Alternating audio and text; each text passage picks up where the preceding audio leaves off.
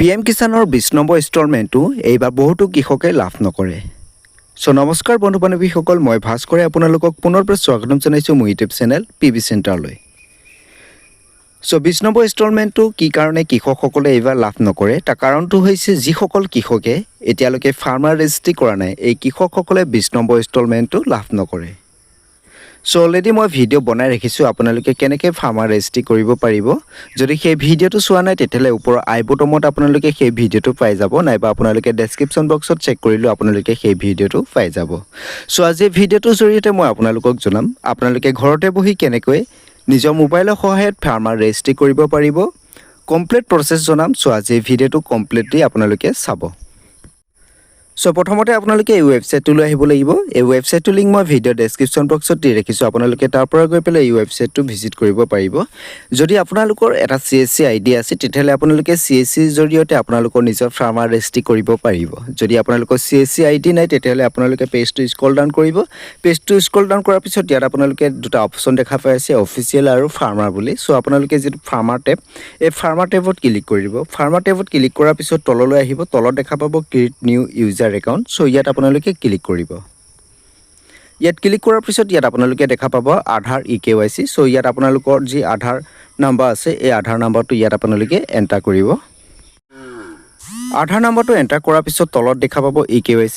EKYCত click কৰাৰ পিছত ইয়াত আপোনালোকৰ মোবাইলত এটা OTP আহিব আৰু সেই OTPটো ইয়াত আপোনালোকে ছাবমিট কৰিব লাগিব।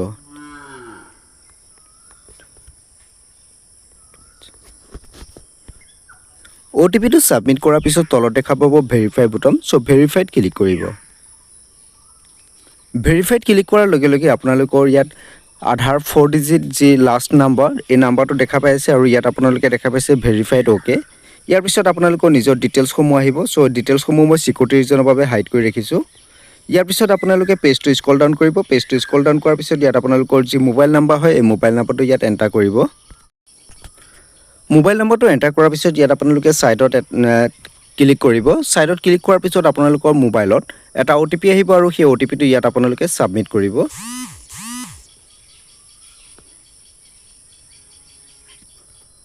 OTPটো ছাবমিট কৰাৰ পিছত তলত দেখা পাব ভেৰিফাই বুটাম। ভেৰিফাই বুটামত ক্লিক কৰিব। ভেৰিফাই বুটামত ক্লিক কৰাৰ লগে লগে আপোনালোকৰ মোবাইল নাম্বাৰটো ভেৰিফাই অলৰেডি হৈ গৈছে। ইয়াৰ পিছত আপোনালোকে ছেট পাছৱাৰ্ডত ক্লিক কৰিব। ছেট পাছৱাৰ্ডত আপোনালোকে যিকোনো এটা পাছৱাৰ্ড আপোনালোকে দি ল'ব। পাছৱাৰ্ডটো দিবলৈ প্ৰথমে আপোনালোকে কেপিটেল লেটাৰত টাইপ কৰিব, তাৰপিছত স্মল লেটাৰ, তাৰপিছত আপোনালোকে চিম্বল নাইবা আপোনালোকে নাম্বাৰ দিবলৈ পাৰিব। ইয়াৰ পিছত তলত দেখা পাব ক্ৰিয়েট মাই একাউণ্ট। ক্ৰিয়েট মাই একাউণ্টত ক্লিক কৰিব। ক্ৰিয়েট মাই একাউণ্টত ক্লিক কৰাৰ লগে লগে ইয়াত আপোনালোকে দেখা পাই আছে registration successful. Your user account has been successfully activated. You can now log in to register and manage your account. ইয়াত OKত ক্লিক কৰিব। OKত ক্লিক কৰাৰ পিছত আপোনালোকৰ এই ৱেবছাইটটোত হোম পেজলৈ আহিব। হোম পেজলৈ অহাৰ পিছত ইয়াত আপোনালোকে যি ID বনাই লৈছিলে সেই IDটো ইয়াত আপোনালোকৰ নিজৰ মোবাইল নাম্বাৰটো এণ্টাৰ কৰিব। মোবাইল নাম্বাৰটো এণ্টাৰ কৰাৰ পিছত আপোনালোকে যি পাছৱাৰ্ড বনাই লৈছিলে সেই পাছৱাৰ্ডটো ইয়াত আপোনালোকে এণ্টাৰ কৰিব। মই এইখিনি চিকিউৰিটি ৰিজনৰ বাবে হাইড কৰি ৰাখিছোঁ। ইয়াৰ পিছত আপোনালোকে তলত দেখা পাব এটা কেপচাৰ। এই কেপচাৰটো আপোনালোকে ফিল কৰিব। যিটো কেপচাৰ দি আছে ছেম টু ছেম আপোনালোকে চাই পেলাই ফিল কৰিব। ফিল কৰাৰ পিছত তলত দেখা পাব লগইন বুটাম। এই লগইন বুটামত ক্লিক কৰিব। ইয়াত আপোনালোকে দেখা পাইছে লগইন হৈ গৈছোঁ। ইয়াত আপোনালোকৰ নিজৰ ডিটেইলছসমূহ আহিব। ডিটেইলছসমূহ অহাৰ পিছত পেজটো স্ক্ৰল ডাউন কৰিব। এনেদৰে আপোনালোকে নিজৰ মোবাইলৰ সহায়ত ফাৰ্মাৰ IDটো বনাই ল'ব পাৰিব। কিন্তু ইয়াৰ পিছতে আপোনালোকৰ আৰু এটা প্ৰচেছ আছে। সেই প্ৰচেছটো মই ইয়াত আপোনালোকক দেখুৱাব নোৱাৰিম। আপোনালোকে সেই প্ৰচেছটো যদি চাব বিচাৰে তেতিয়াহ'লে ডেছক্ৰিপশ্যন বক্সত মই লিংক দি ৰাখিছোঁ, সেই ভিডিঅ'টো চাই ল'ব। সেই ভিডিঅ'টোত মই সম্পূৰ্ণ গাইড কৰিছোঁ, কাৰণ মোৰ PM কিষান মই লাভ নকৰোঁ। গতিকে মই PM কিষানৰ বাবে যিটো ফাৰ্মাৰ ৰেজিষ্ট্ৰি হয়, ফাৰ্মাৰ ৰেজিষ্ট্ৰিটো ইয়াত আপোনালোকক কমপ্লিট দেখুৱাই দিব নোৱাৰিলোঁ। তাৰ কাৰণে মই খুবেই দুখিত। আৰু যদি আপোনালোকে সম্পূৰ্ণ ডিটেইলছ চেক কৰে তেতিয়াহ'লে মোৰ CSC IDৰ জৰিয়তে কেনেকৈ ফাৰ্মাৰ ৰেজিষ্ট্ৰি কৰিছোঁ সম্পূৰ্ণ প্ৰক্ৰিয়া দিয়া আছে সেই ভিডিঅ'টোত। আপোনালোকে সেই ভিডিঅ'টো চেক কৰিব পাৰিব। ইয়াৰ পিছত যিখিনি প্ৰচেছ হয় ছেম প্ৰচেছ হয়। ইয়াত আপোনালোকৰ যি লেণ্ড ডিটেইলছখিনি ফিল কৰিব লাগিব। লেণ্ড ডিটেইলছখিনি ফিল কৰাৰ পিছত ইয়াত কেইটামান অপশ্যন আছে। সেই অপশ্যনকেইটাত আপোনালোকে টিক মাৰ্ক দিব লাগিব, মানে ৰাইট চিন কৰিব লাগিব। ৰাইট চিন কৰাৰ পিছত তলত ছাবমিট কৰিব। ছাবমিট কৰাৰ পিছত আপোনালোকৰ ডিটেইলছসমূহ শ্ব' কৰিব।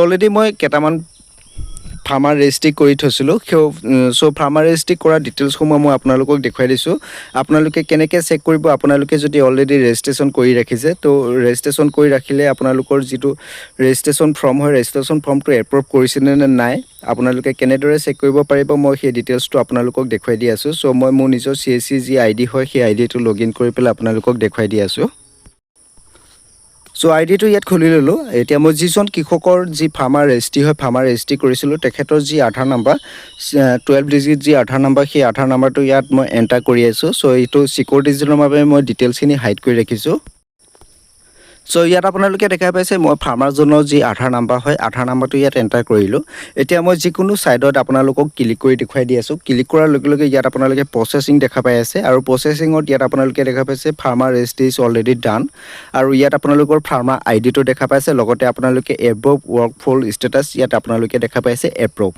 চ' এনেকৈ আপোনালোকে নিজৰ ৰেজিষ্ট্ৰেশ্যনটো কমপ্লিট কৰি ল'ব পাৰিব আৰু যিসকল কৃষকে এনেদৰে নিজৰ ৰেজিষ্ট্ৰেশ্যনটো কৰি ৰাখিছে তেওঁলোকেহে 20 নম্বৰ ইনষ্টলমেণ্টটো লাভ কৰিব চ' আজিৰ ভিডিঅ'টো ইমানেই যদি ভিডিঅ'টো ভাল লাগে লাইক শ্বেয়াৰ কৰিবলৈ নাপাহৰিব আজিলৈ ইমানেই ধন্যবাদ